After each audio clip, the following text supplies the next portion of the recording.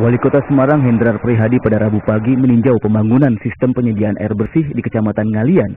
Proyek yang dimulai sejak awal tahun 2020 ini ditargetkan bisa digunakan pada pertengahan tahun 2021.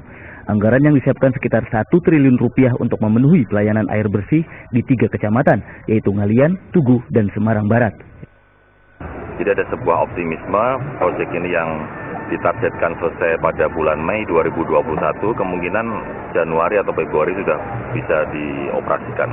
Nah, ini yang harus kita pantau terus supaya kemudian dengan biaya besar ini kemanfaatannya untuk masyarakat kota, terutama penyediaan air bersih ini bisa bermanfaat dan tepat sasaran. Dan ini bisa mengairi untuk 3 kecamatan di Semarang Barat, kemudian Tugu dan Ngalian. Nah, dengan kapasitas 1000 liter per detik ini kurang lebih untuk 60.000 KK yang akan bisa terlayari air bersih. Proyek ini juga bermanfaat bagi Kota Semarang untuk menekan laju penurunan muka tanah akibat eksploitasi penggunaan air tanah yang cukup besar. Agus Hermanto melaporkan dari Kota Semarang. Jajaran Polsek Purwodadi Kabupaten Grobogan memberikan pembekalan kepada murid TK Bayangkari Purwodadi untuk mengantisipasi penculikan anak. Para orang tua dan guru juga turut diminta meningkatkan kewaspadaan. Jajaran Polsek Purwodadi Kabupaten Grobogan mendatangi TK Bayangkari Purwodadi pada Rabu pagi. Kedatangan polisi ini sebagai upaya mengantisipasi maraknya penculikan anak. Mereka memberikan pembekalan kepada para murid langkah menghindari penculik.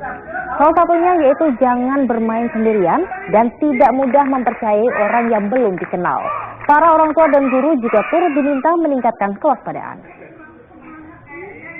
Kami dari Polsek Purwodadi melaksanakan sambang dan pembinaan terhadap anak-anak kami dari TK Bayangkari Purwodadi.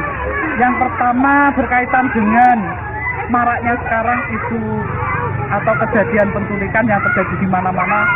Kami berusaha untuk memberikan penekanan kepada anak-anak dengan adanya kasus penculikan atau isu kasus penculikan. Anak-anak tidak merasa takut untuk berangkat ke sekolah dan tidak merasa takut kepada orang-orang yang ada di sekitar mereka.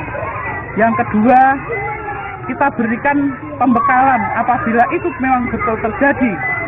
Anak-anak di jalan ketemu dengan orang yang tidak dikenal dan orang itu menginginkan untuk mengajak anak tersebut, kita beri bekal semaksimal mungkin anak bisa berupaya meminta tolong atau melepaskan diri dari orang-orang yang tidak. Kita beralih ke informasi lainnya. Satuan Polisi Pamung Praja Kota Semarang pada Rabu siang menyegel bangunan waralaba kedai kopi ternama di area Museum Mandala Bakti kawasan Tugu Muda. Pembangunan yang sudah mencapai hampir 50% itu dinilai tidak mengantongi izin pemerintah Kota Semarang.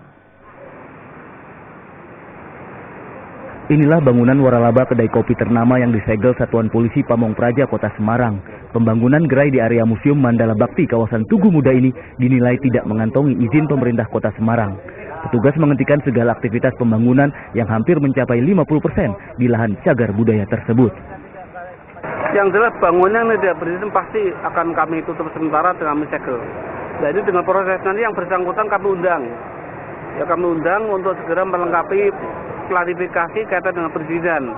Apabila memang ini daerah ini dilarang untuk dibangun, pasti saya ambrukke. Ini baru peringatan untuk pencegahan. Ini makanya tadi kami tempel ini hari ini petugas harus berhenti sampai yang bersangkutan klarifikasi di kantor. Jadi kalau yang punya ini ownernya datang atau orang datang, saya terima, saya jawab.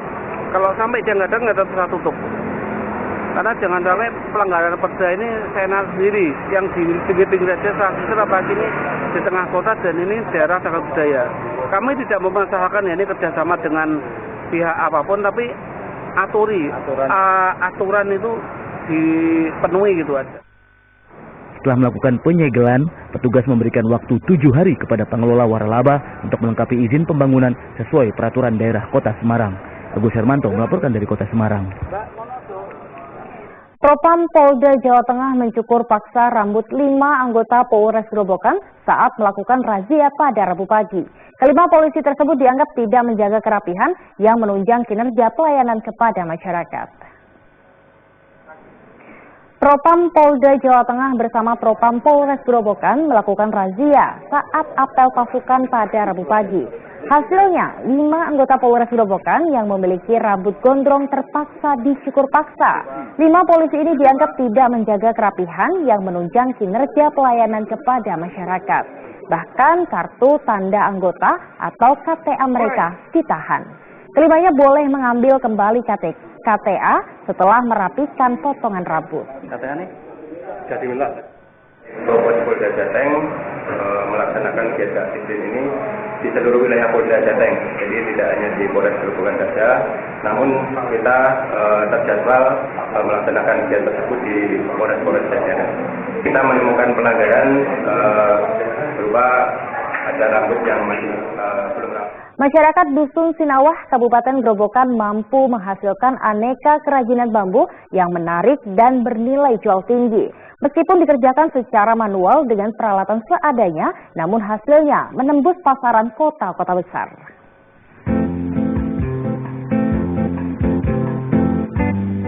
Banyak pohon bambu tumbuh di Dusun Sinawah, Kecamatan Brati, Kabupaten Grobogan. Sebelumnya bambu jenis apus tersebut dibiarkan dan tidak digunakan optimal. Namun sejak setahun silam, Nur Hadi mendirikan komunitas seni cahaya warna bersih masyarakat setempat yang berkreasi menghasilkan aneka kerajinan bambu. Pengerjaan secara manual mulai dari pemotongan bahan baku hingga pengecatan dengan pengkilap warna. Satu kerajinan bambu bisa dikerjakan selama 2 hari hingga 4 hari tergantung ukuran serta tingkat kesulitan. Harga jualnya bervariasi antara Rp200.000 hingga Rp1.000.000 per unit. Meskipun baru setahun, hasil kerajinan bambu Dusun Sinawah sudah mampu menembus pasaran kota-kota besar. Pertama dulu itu saya melihat bambu di sini itu banyak, Mas. Tapi ya mungkin kepakainya hanya untuk tertentu. Nah, mulai dari situ saya punya pikiran untuk mengembangkan dari bambu ini lah. Bikin termasuk kapal juga ini dan yang lain-lain itu semua dari situ. Bambu apus itu kita manfaatkan langsung dirakit, dijadikan kapal itu. Harganya sekitar dari tergantung kesulitannya, Mas. Kalau seperti yang biasa itu 250 sampai 1 juta. Nah, di sini kami bikin kelompok seni, itu wadahnya dari semua warga untuk sini. Nah, ini saya pekerjakan itu, jadinya istilahnya kita kerjakan bareng-bareng. Melihat kreativitas warganya, pemerintah Kecamatan Brati memberikan dukungan dengan menjadikan Sinawah sebagai dusun kreatif. Kami dari pemerintah Kecamatan Brati, Kabupaten Grobogan, sangat menyambut kreasi masyarakat Dusun Sinawah di Kronggen, Kecamatan Brati ini. Di dusun ini banyak kreativitas warga, dihasilkan oleh warga dan bisa menambah mata pencarian. Seperti yang tadi saya lihat, di sini ada pembuatan kap lampu, kemudian kerajinan mainan anak-anak mobil, pesawat, motor Harley, kemudian sketsa, dan banyak lagi. Juga mungkin bunga-bunga dari bahan kayu bambu yang sudah mati, diolah, di finishing, menjadi sebuah kerajinan dengan nilai ekonomis yang lumayan tinggi. Dalam setiap kesempatan kita ingatkan bahwa Dusun Sinawah ini siap untuk mendukung menjadi desa kreatif. Dan kita siap juga mensukseskan apa yang telah ada di masyarakat ini dalam rangka meningkatkan kesejahteraan dan kemajuan warga Dusun Sinawah Desa Kronggen ini. Hingga kini ada 25 orang bergabung dalam komunitas seni cahaya warna. Hadirnya komunitas seni tersebut bisa memberikan pekerjaan sampingan sekaligus penghasilan tambahan bagi para anggotanya. Arif Nur melaporkan dari Grobogan.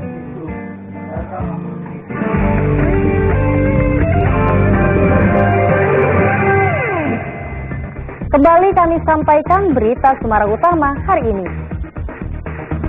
Wali Kota Semarang, Hendrar Prihadi, meninjau pembangunan sistem penyediaan air bersih di Kecamatan Ngalian. Satuan Polisi Pamong Praja Kota Semarang menyegel bangunan waralaba kedai kopi ternama di area Museum Mandala Bakti kawasan Tugu Muda karena dianggap tidak mengantongi izin pemerintah Kota Semarang.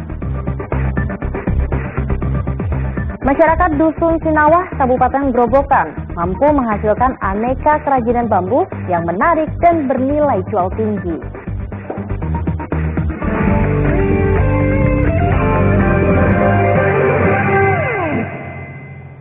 Pekan Olahraga Pelajar Daerah atau Popda tingkat Ekskarasidenan Semarang akan digelar Kendal 26 Februari mendatang. Tim SMA Kendal yang telah melakukan persiapan maksimal ditargetkan masuk ke 10 besar. Para atlet pelajar Kendal siap menghadapi Pekan Olahraga Pelajar Daerah atau Popda tingkat Ekskaresidenan Semarang pada 17 Februari hingga 26 Februari mendatang. Sebagai tuan rumah, Dinas Pemuda Olahraga Pariwisata Disporapar Kendal menargetkan tim SMA Kendal masuk 10 besar. Namun bagi tim SD dan SMP tidak ditargetkan peringkat. Harapan kami di tahun ini kita bisa menaikkan peringkat, artinya yang khususnya di SMA atau yang lain juga akan berjenjang, ya. Jadi sehingga saya sebagai orang Dispora untuk di seksi peningkatan prestasi olahraga, prestasi Kabupaten Kendal bukan cuma open yang biasanya beberapa cabur itu atletnya menang open.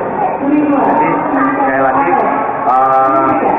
atlet Kabupaten Kendal Popda di tingkat Jawa Tengah untuk menjadi yang terbaik. Oke. Intensitas latihan sama. Yang tadinya 4 kali tambah jadi berapa? 6 kali jadi. Nervous nggak? Gugup nggak? Enggak ya? Optimis menang ya? Sejumlah fasilitas telah disiapkan, termasuk penyediaan dokter spesialis guna penanganan cedera pada setiap pertandingan. Pemerintah Kabupaten Kendal telah menggelontorkan dana 100 juta rupiah agar pelaksanaan Popda tingkat Ekskaresidenan Semarang tahun 2020 berjalan maksimal. Agus Hermanto melaporkan dari Kendal. Berita selanjutnya untuk Anda, ini ada seorang polwan berpangkat Bribtu di Polres Magelang yang memiliki nama unik, Bribtu Realita, begitu sapaan akrabnya. Bertugas pada bagian hubungan masyarakat serta dipercaya sebagai pelatih bela diri di Polres Magelang. Bribtu Realita Palupi bertugas di Polres Magelang bagian hubungan masyarakat.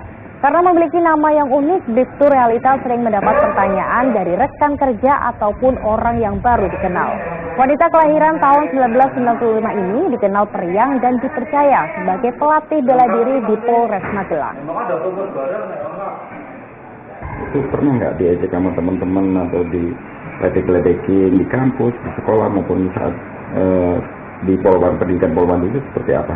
Diajak atau gimana, Mbak? Kalau diajak sih enggak ya, cuma kadang ada yang ya bercandaan aja sih.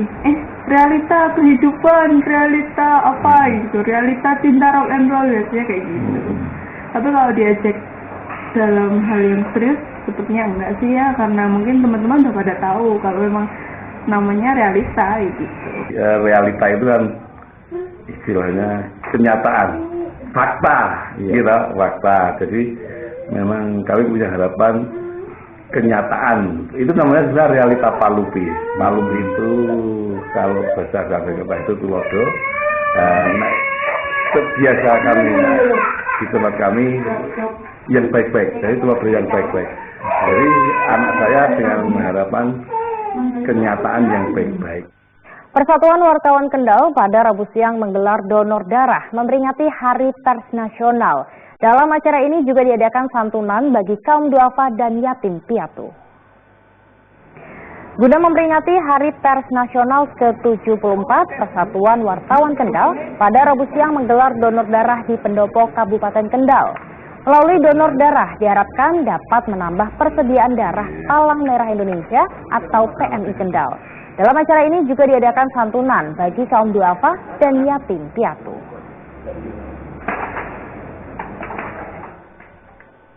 Kita beralih ke informasi lainnya, sebuah dusun di Kabupaten Magelang memiliki nama yang unik. Namanya Dusun Setan, meskipun namanya terkesan horor, masyarakat setempat dikenal ramah.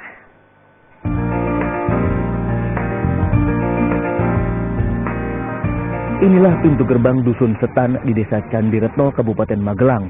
Pada pintu masuk terdapat pohon beringin besar yang akarnya menjuntai ke tanah.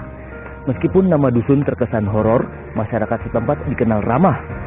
Di tengah dusun ada sebuah masjid yang setiap hari digunakan para warga. Dusun Setan sebelumnya berupa nama desa, yaitu Desa Setan. Namun sejak tahun 1928, nama Desa Setan digabung dengan Desa Candirejo menjadi Desa Candiretno. Dusun Setan pernah digunakan sebagai lokasi pertapaan. Nama Setan itu adalah nama sebuah desa. Jadi Desa Candiretno yang sekarang ada ini adalah penggabungan dari dua desa antara Desa Candirejo dan Desa Setan. Pada tahun 1928 akhirnya dijadikan satu ketika eranya Kepala Desa Mbah Yasir itu dijadikan menjadi Desa Candiretno, yang mana artinya adalah candi itu batu, retno itu emas. Terus nama Dusun Setan sampai sekarang itu masih jadi nama seterusnya. Mungkin kemungkinan itu karena ada peninggalan kali yang sangat urip zaman dulu juga untuk pertapaan orang-orang Jogja. Juga ada peninggalan Yoni Lingga itu karena memang peninggalan zaman dulu masih ada peninggalan pohon yang besar-besar. Seiring kemajuan zaman, Dusun Setan kini memiliki 200 kepala keluarga dengan jumlah warganya mencapai 600 jiwa. Kehidupan penduduknya pun berkembang pesat. Wahyu Diono melaporkan dari Kabupaten Magelang. Dan informasi Dusun Setan tadi sekaligus mengakhiri jumpa kita pagi ini. Atas nama rekan yang bertugas, saya Dana Paramita mengucapkan terima kasih atas kebersamaan Anda. Selamat pagi, selamat beraktivitas, dan sampai jumpa.